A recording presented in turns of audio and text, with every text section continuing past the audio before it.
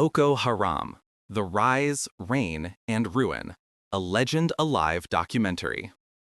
The name Boko Haram translates loosely to Western education is forbidden.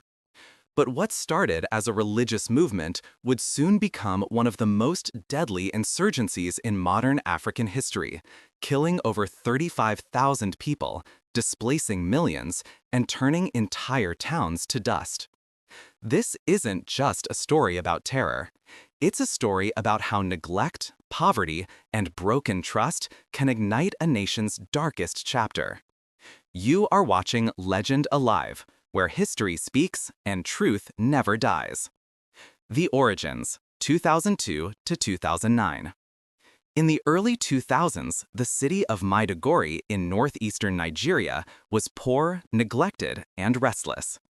Decades of corruption had stripped the region of hope: no jobs, no electricity, and little education. Amid the frustration, a young, eloquent preacher named Mohammed Yusuf rose to prominence. Yusuf wasn't an ordinary man. He was charismatic, intelligent, and dangerous, preaching that Western education and governance were corrupting the soul of Islam. His words resonated deeply with a generation of disillusioned youths, the Almajiri, young men wandering the streets with no future.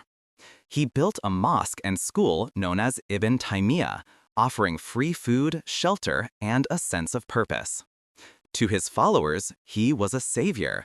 To the government, a ticking bomb. The First Blood, 2009. In July 2009, the fragile balance shattered. Boko Haram clashed with police in Maiduguri and Bauchi. What began as small protests spiraled into open warfare. The Nigerian military responded with brute force. Hundreds of followers were killed. Yusuf himself was captured.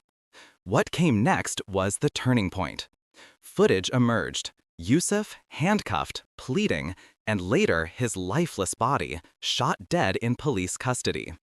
His execution didn't end Boko Haram. It resurrected it. His followers scattered, vowing revenge. Among them, a man far more violent, Abubakar Shekau. The Reign of Shekau, 2010 to 2014. Under Shekau, Boko Haram changed forever. What had been an ideological movement turned into a terror machine. Suicide bombings became common. Churches, mosques, schools, no one was spared. Between 2010 and 2014, Nigeria suffered hundreds of attacks. Then, in April 2014, came the horror that shocked the world. 276 schoolgirls abducted from their dormitory in Chibok. "I have kidnapped your girls," Shekau boasted in a video, laughing. The hashtag #BringBackOurGirls campaigned globally, but despite military efforts, most of the girls never returned. By now, Boko Haram controlled swaths of Borno, Yobe, and Adamawa states, even declaring a caliphate in Gwaza. For millions, life became a nightmare of fear and flight. The world takes notice, 2014 to 2016. The rise of ISIS in the Middle East inspired Shekau. He pledged allegiance to Abu Bakr al-Baghdadi, rebranding Boko Haram as Islamic State West Africa Province, ISWAP. But this alliance brought tension. Shekau's cruelty, killing Muslims, enslaving women, bombing mosques, drew criticism even from ISIS leadership.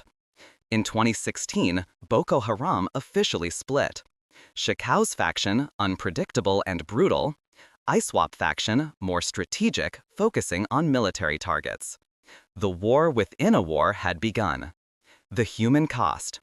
By this time, over 3 million Nigerians had fled their homes. Villages emptied, families torn apart. The conflict spilled into Chad, Niger, and Cameroon, destabilizing the entire Lake Chad basin. Refugee camps overflowed with the displaced, hungry, traumatized, forgotten. Yet even in the camps, Boko Haram's ideology spread like a virus, recruiting children with promises of paradise and revenge. For the people of Borno, the question was no longer who started it. It was, will it ever end?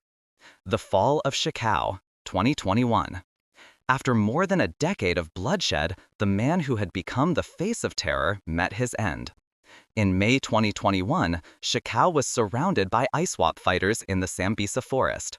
Refusing to surrender, he detonated a suicide vest, killing himself instantly. For some, it was justice. For others, just another death in a war with no heroes. Aftermath and future. Boko Haram is weaker, but not gone. ISWAP remains active, attacking military bases, ambushing convoys, taxing villagers under their control. Nigeria's army continue to fight, but the struggle is far from over. In the ashes of destruction, new challenges rise: hunger, climate change, displacement. The Lake Chad region has lost 90% of its water. And yet, amid the chaos, the Nigerian spirit survives. Former fighters surrender, communities rebuild, and a new generation demands education and peace. Boko Haram was never just about religion. It was about desperation, injustice, and the failure to protect hope. Every extremist begins as a broken dream. Every rebel begins as someone who felt unseen. Nigeria's story, like all human stories, reminds us that silence breeds monsters, but compassion heals nations. I'm your narrator, and this is Legend Alive, where truth breathes and legends never die. Subscribe and join us as we uncover the untold stories shaping our world.